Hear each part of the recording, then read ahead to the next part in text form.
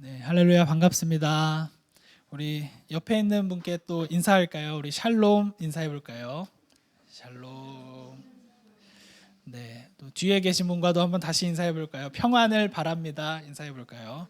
평안을 바랍니다. 네, 기도해 주신 덕분에 이제 베트남 선교 또 베트남 사역을 잘 마치고 돌아왔습니다. 월요일, 화요일, 수요일 이제 2박 3일간 우리 인희 자매가 있던 우리 깜북 교회에서 이제 교사 강습회를 잘 마쳤고요. 그리고 어제 사진을 보시면 아시겠지만 우리 이준경 전사님의 결혼식도 잘 마쳤습니다.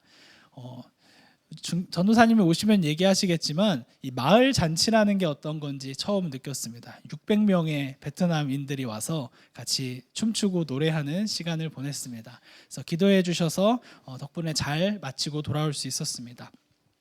오늘은 이제는 사랑하는 형제로라는 제목으로 같이 말씀 나누기를 원합니다. 이 빌레몬서를 혹시 한 번이라도 읽어보신 적 계실까요? 손으로 살짝 들어주실까요? 빌레몬서를 한 번이라도 읽어보신 분? 네, 안 읽었다고 정죄하지 않습니다. 괜찮습니다. 네, 이 빌레몬서는 정말 재미있는 편지, 재미있는 서신입니다. 단 한 장으로 이루어진 짧은 편지인데요. 다양한 등장인물이 등장하는데 그 중에서 3명의 중요한 등장인물이 있습니다. 하나는 빌레몬, 하나는 오네시모, 또 다른 한 명은 바울입니다. 이 3명에 대한 인물 소개를 간단하게 먼저 하려고 합니다. 바울은 복음을 전하다가 감옥에 갇혀 있는 상태였습니다. 나이가 많이 들었던 상태고 또 노쇠해진 상태였죠. 이 빌레몬이라는 사람은 바울을 통하여 복음을 듣고 회심을 하게 된 그리스도인이었습니다. 또 자기의 집을 교회의 공간으로, 또 교회 모임의 공간으로 제공해 줄 만큼 경제력도 가지고 있었고 또 믿음과 또 사랑의 행동에 있어서도 다른 그리스도인에게 모범이 되는 사람, 그 사람이 빌레몬이었습니다. 그리고 또 하나의 문제의 인물이죠. 오네시모입니다. 이 오네시모는 빌레몬의 집에서 일을 하던 종 노예였습니다. 그런데 인권을 완전히 탄압받고 짓밟힘을 당하는 그런 노예라기보다는 그 가정의 일, 그 가정의 업무를 관리하던 종이라고 생각하시면 되겠습니다. 그런데 이 오네시모는 빌레몬의 집에서 일을 하다가 빌레몬에게 경제적인 손실을 끼치고 도망간 노예, 도망간 종이었던 것이죠. 이 로마 사회의 관습을 보았을 때 빌레몬과 오네시모의 관계는 아주 명확하고 분명합니다. 피해자, 가해자, 그리고 종과 주인이죠. 이 도망친 노예는 로마 제국의 법에 따르면 엄벌에 처해야 했습니다. 이 빌레몬과 오네시모 두 사람은 절대 화해할 수 없는 사이였죠. 그런데 오늘 이 빌레몬서를 보면 바울이 빌레몬에게 아주 받아들이기 어려운 요청을 합니다. 그게 바로 우리가 함께 읽었던 말씀 16절인데요.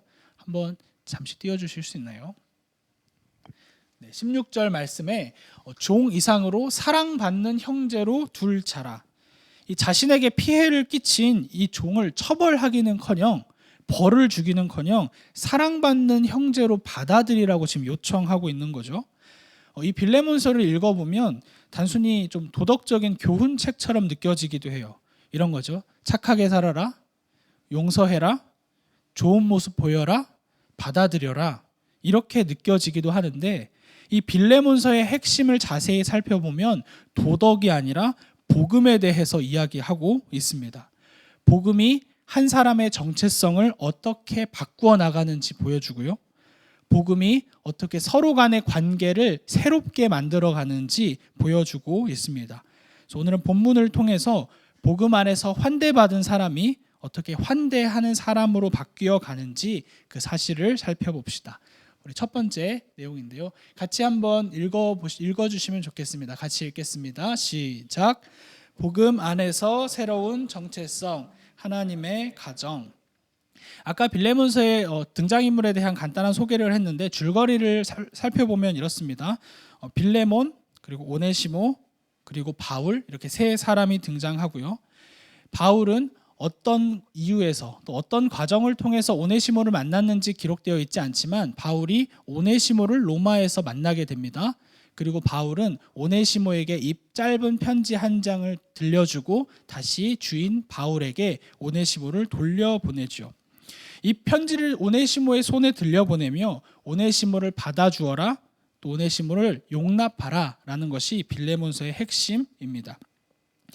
경제적으로 부유한 주인, 그리고 그 집의 노예, 로마 계급에 따르면, 로마 사회에 따르면 같은 자리에 앉아 있을 수 없는 사람이 하나의 편지에 묶여 있습니다.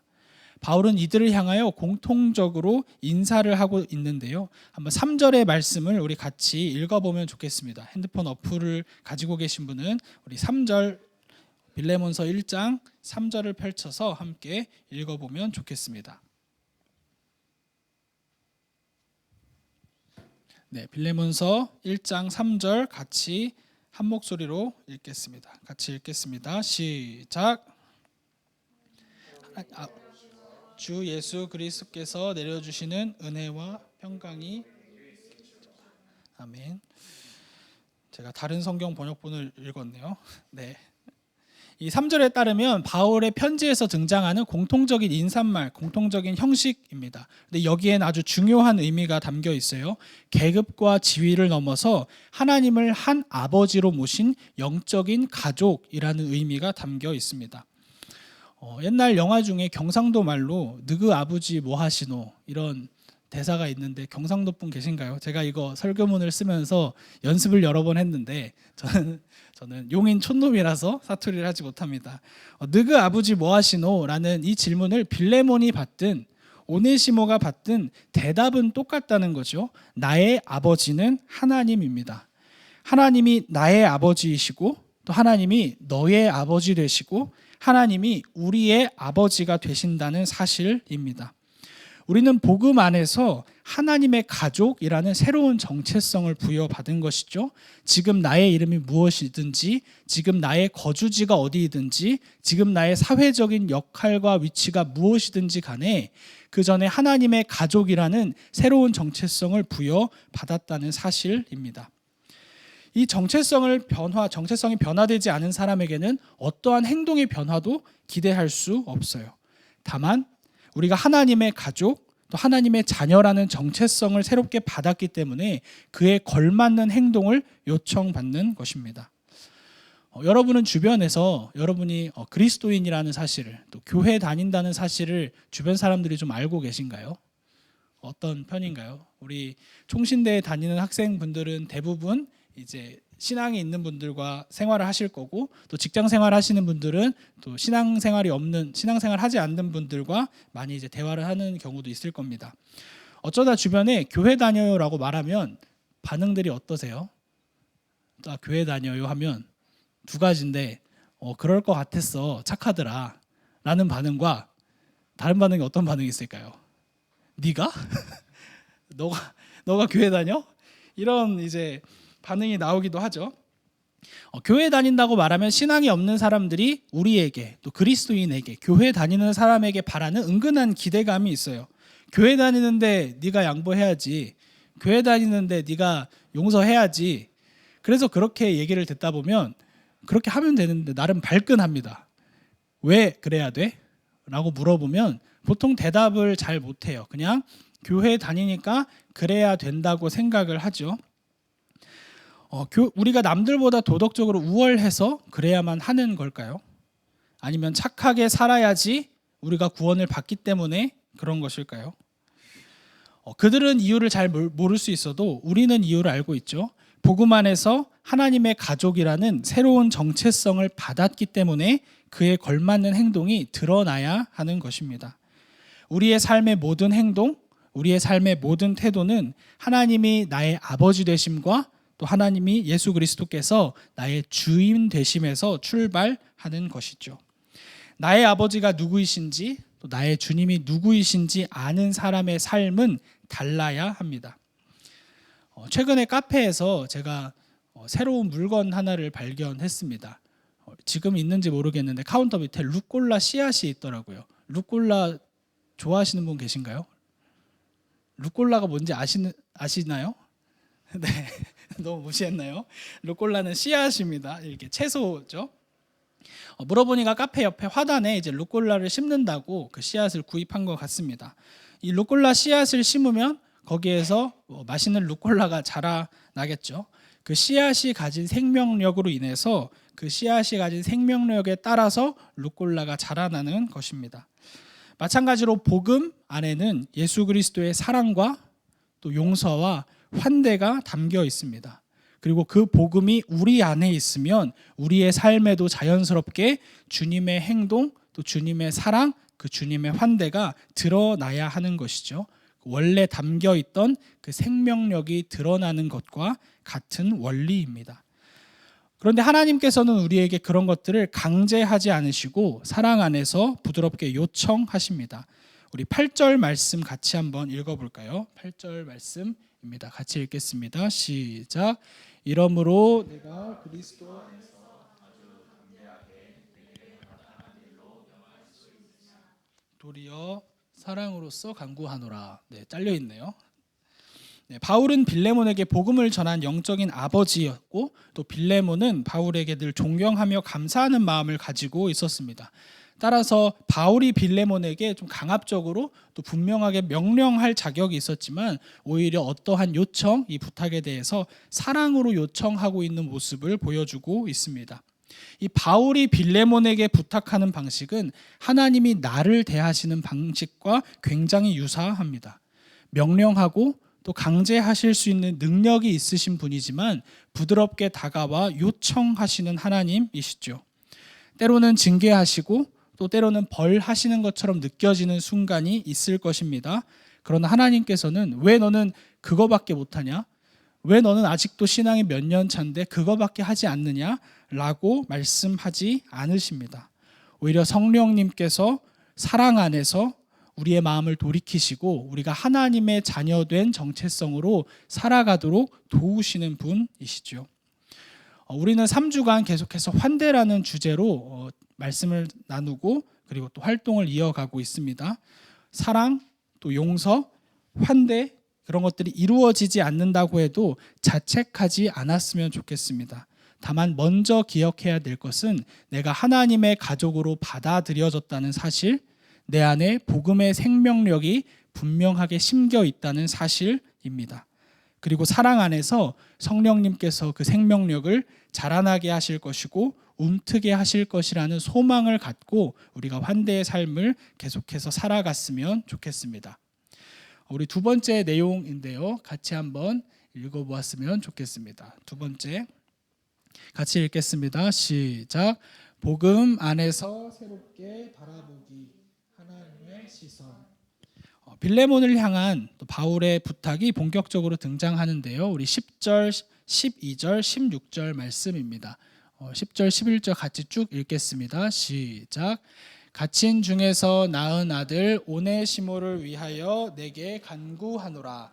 그가 전에는 내게 무익하였으나 이제는 나와 내게 유익함으로 내게 그를 돌려보내노니 그는 내 신복이라. 이후로는 종과 같이 대하지 아니하고 종 이상으로 곧 사랑받는 형제로 둘 자라. 내게 특별히 그러하거든.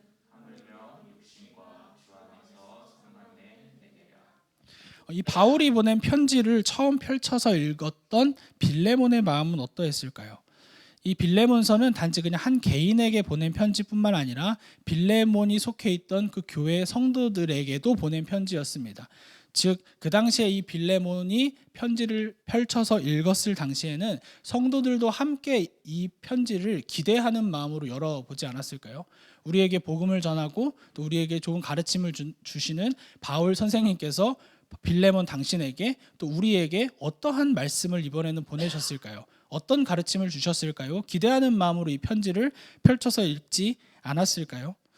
그런데 굉장히 당황스러웠을 겁니다. 자신에게 큰 손해를 끼치고 도망친 노예 그 오네시모의 이름이 편지에 등장했기 때문입니다. 아까 이야기 드린 것처럼 어떤 과정을 통해서 오네시모가 바울을 만났는지 기록되어 있지는 않으나 이 성경의 내용을 통해 알 수 있는 것은 바울과 오네시모가 분명히 만났고 또 오네시모가 바울을 통해 복음을 들었고 그리고 오네시모가 회심하여 예수 믿는 사람이 되었다는 사실입니다. 이 11절에 보면 그가 전에는 내게 무익하였으나 이제는 나와 내게 유익함으로 라는 문장이 나옵니다. 이 오네시모의 이름의 원래의 의미는 유익함 또 유익한 사람이라는 의미를 가지고 있습니다. 아마 오네시모의 부모는 이 아이를 낳고 다른 사람에게 유익한 사람이 되거라라는 기대를 가지고 그 이름을 지어 주었을 겁니다. 그러나 실제 그의 삶은 어떠했습니까? 유익함을 주는 사람이 아니라 다른 사람에게 손해를 끼치는 무익한 사람이 되었던 것이죠. 이름과 어긋난 인생을 살아갔던 오네시모입니다. 그런데 그런 오네시모가 복음을 듣고 변화됐습니다. 바울은 그를 가리켜서 자신이 낳은 아들이라고 표현을 하고요. 더 나아가서 자신의 심장이라고 표현합니다. 오네시모는 바울에게 있어서 유익하고 또 사랑받는 존재가 된 것이죠. 그러나 빌레몬의 입장에서는 어떻습니까? 빌레몬의 입장에서는 여전히 도망간 노예일 뿐이죠. 혹시 여기에 빠른 년생이 계실까요? 빠른 년생, 인이 빠른 년생 뭔지 알아요? 빠른 년생은 한국의 컬처입니다. 빠른 년생 제도가 지금은 사라진 것으로 알고 있는데 옛날에 제가 학창 시절 때 빠른 년생 제도가 있었습니다. 이 빠른 년생은 주변의 인간관계를 복잡하게 만드는 능력이 있어요.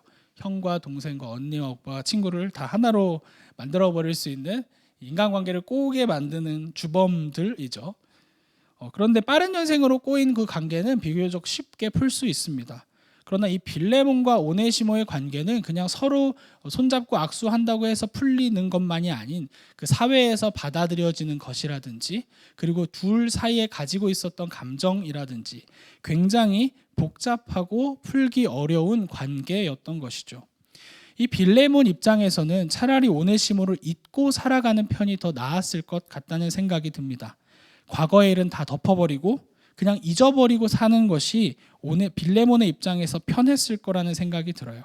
그런데 이 바울은 오네시모를 빌레몬에게 돌려보내며 상식받게 부탁을 하지요. 우리 아까 읽었던 16절 말씀입니다. 이후로는 종과 같이 대하지 아니하고 종 이상으로 사랑받는 형제로 둘 자라. 여기서 우리는 앞서 살펴보았던 바울의 인사말 3절의 내용을 기억할 필요가 있습니다. 우리의 아버지 하나님, 우리의 주 예수 그리스도. 하나님께서 나의 아버지라는 것은 내가 하나님의 가족의 일원으로 받아들여졌다는 의미입니다. 그리고 하나님을 나의 아버지로 인정을 하면 우리가 부정할 수 없는 결론 하나에 도달합니다. 한 아버지에게서 태어난 자녀들은 절대로 종과 주인의 관계로 남을 수 없다는 사실이죠. 한 아버지에게서 태어났는데 하나는 노예로 아버지가 대하고 하나는 아들로 아버지가 대할 수 없는 것이죠. 한 아버지에게서 태어났다면 모두 같이 사랑받는 자녀일 뿐입니다. 우리 갈라디아서 3장 28절은 이 사실을 분명하게 선언하고 있습니다. 우리 같이 한번 읽겠습니다. 시작. 너희는 유대인이나 헬라인이나 종이나 자유인이나 남자나 여자나 다 그리스도 예수 안에서 하나이니라. 아멘. 당시 사회가 오네시모에게 부여한 정체성은 여전히 여전히 도망간 노예일 뿐이죠. 그러나 예수님 안에서 새롭게 받은 정체성은 사랑받는 자녀요, 사랑받는 형제입니다. 무익했던 자가 유익한 존재로, 종이 사랑받는 형제로 변화되는 것이 바로 복음의 능력, 복음이 주는 변화인 것이죠. 이 지점에서 빌레몬은 관점을 선택해야 했습니다. 일반적인 사회의 시선으로 그를 바라볼 것인가? 하나님의 시선으로 그를 바라볼 것인가? 이죠. 사회의 시선으로 바라본다면 여전히 오네시모는 그저 나에게 손해를 끼친 도망간 종에 불과하고, 하나님의 시선으로 바라본다면 그도 사랑받는 자녀요, 그도 사랑받는 형제인 것이죠. 우리 공동체에도 마찬가지라는 생각이 듭니다. 우리도 관점을 새롭게 선택해야 합니다. 나와 너 그리고 상대방의 조건만 생각한다면 사랑하기 쉽지 않지요. 하나님의 시선으로 서로를 바라볼 필요가 있습니다. 하나님이 나에게 주신 자녀로의 정체성, 또 하나님이 너에게 주신 자녀의 정체성, 그 정체성으로 서로를 바라보아야 합니다. 복음 안에서 상대방의 겉모습 이전에 용납받은 자녀라는 그 관점으로 서로를 바라보는 우리 되기를 주님의 이름으로 축복합니다. 우리 세 번째 내용인데요. 같이 읽어볼까요? 시작. 복음 안에서 용납을 기억하기, 하나님의 용서. 그렇다면 오네시모가 빌레몬에게 저지른 모든 잘못, 그 모든 손해는 없던 셈치고 그저 넘어가야 할까요? 바울은 오네시모가 저질렀던 잘못을 그저 없던 일로 덮어두거나 가볍게 여기지는 않고 있습니다. 우리 18절 말씀을 함께 같이 읽어보면 좋겠습니다. 같이 읽겠습니다. 시작. 그가 만일 내게 불의를 하였거나 내게 빚진 것이 있으면 그것을 내 앞으로 계산하라. 바울은 오네시모가 분명히 잘못을 저질렀고 갚아야 할 빚이 있다고 생각합니다. 그러나 다만 바울은 오네시모가 갚아야 할 그 빚을 자신이 대신 짊어지겠다, 계산하겠다고 이야기하죠. 당시 바울의 상황이 어떠했을까요? 경제적으로 돈이 많은 부자여서 내가 다 갚아줄 수 있어 라고 생각했던 것일까요? 바울은 빚과 갚음에 대해 이야기하며 이 빌레몬이 한 분의 얼굴을 떠올리기를 원했습니다. 빌레몬이 스스로 갚을 수 없는 영적인 빚을 지고 있을 때 모든 빚을 대신 갚아주신 예수님의 얼굴이죠.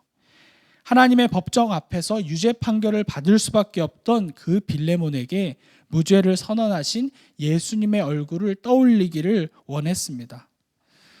예수 그리스도를 우리가 한번 다 계속해서 기억하고 묵상해 보면 좋겠습니다. 주님께서는 우리의 죄, 잘못, 책임을 그저 못 본 척 눈 감아 주신 것이 아니죠. 우리가 희생하지 않았으나 주님께서 희생하셨습니다. 성부 하나님으로부터 단절돼야 하는 그 영적인 죽음을 예수님께서 나를 대신하여, 우리를 대신하여 감당하셨던 것이죠.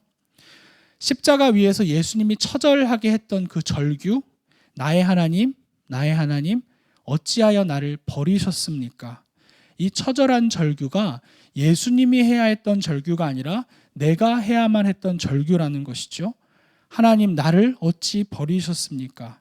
그 단절과 영원한 죽음이 우리에게 주어졌던 것이지만 예수님께서 십자가에서 모든 책임을 감당하심으로 우리에게 자녀의 정체성, 자녀의 신분을 주신 것입니다. 나의 하나님이라는 찬양이 있는데요. 제가 좋아하는 찬양이기도 합니다. 찬양 가사 중에 일부를 제가 들려드릴게요. 내가 사랑스럽지 않을 때 너를 온전히 사랑하고 또 너와 함께하려 내가 왔노라.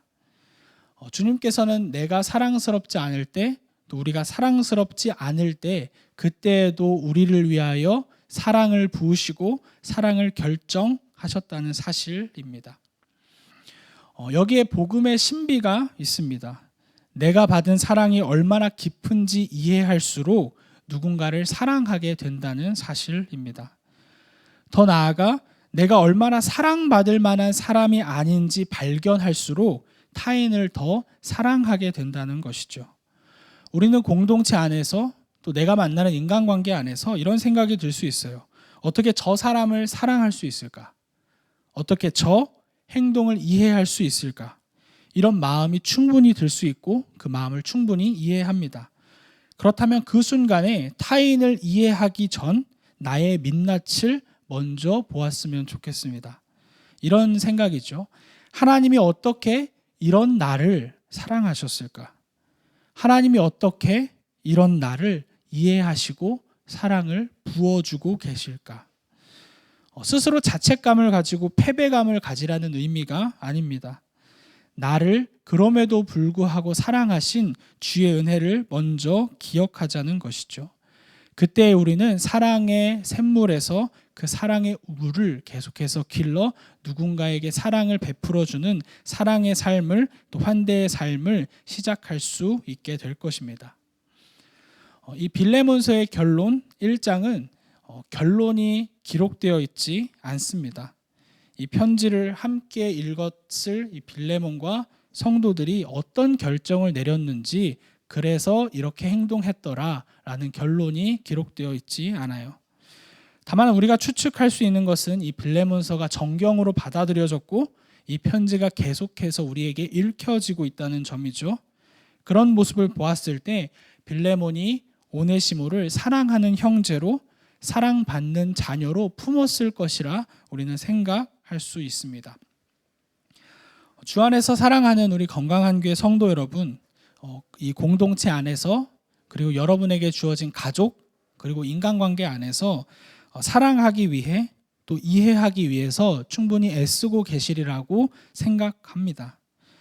그리고 때로는 나의 그 마음이 충분하지 않아서 내가 왜 이것밖에 할 수 없을까라고 마음이 힘드신 분도 있을 것입니다. 충분히 잘하고 계시다는 이야기를 드리고 싶어요. 그리고 마음이 어려운 그 순간 내가 얼마나 자격 없는 상태에서 사랑을 받았는지를 먼저 기억하시기를 주님의 이름으로 축복합니다. 공동체 안에서 누군가를 바라보는 것이 어렵다면 십자가 앞으로 나아가 이런 나를 사랑하신 주님의 사랑, 이런 나를 이해하시는 그 주님의 사랑을 먼저 깊이 묵상하는 저와 여러분 되기를 주님의 이름으로 축복합니다. 이제 말씀을 맺으려고 합니다. 사랑받은 자녀로 환대받은 우리는 누군가를 환대하는 사람이 될 수 있습니다. 다만 사람마다 환대의 방식과 또 환대의 속도는 다를 것입니다. 누구는 조금 더 쉽게 다가갈 수 있고 누구는 조금 더 주저할 수도 있습니다. 그리고 때로는 누군가를 맞이하는 일이 손해처럼 느껴질 때도 있습니다. 그런 마음이 들 때 내가 도덕적으로 내가 이런 행동을 해야지라고 결단하기 이전에 잠시 멈추어 복음을 묵상하는 우리 건강한 교회 되었으면 좋겠습니다. 예수님이 나를 어떻게 사랑하셨는지, 사랑하시는지, 예수님이 어떻게 나를 이해하시는지를 먼저 묵상할 때 그 자리에서 우리가 누군가를 받아들이고 이해할 수 있는 공간이 나올 것입니다. 우리는 이미 하나님의 가족으로 받아들여졌습니다. 그리고 복음의 생명력이 나의 안에 있습니다. 나를 받아주신 그 하나님의 시선에 따라 우리가 형제와 자매를 서로 사랑으로 바라보기를 주님의 이름으로 축복합니다.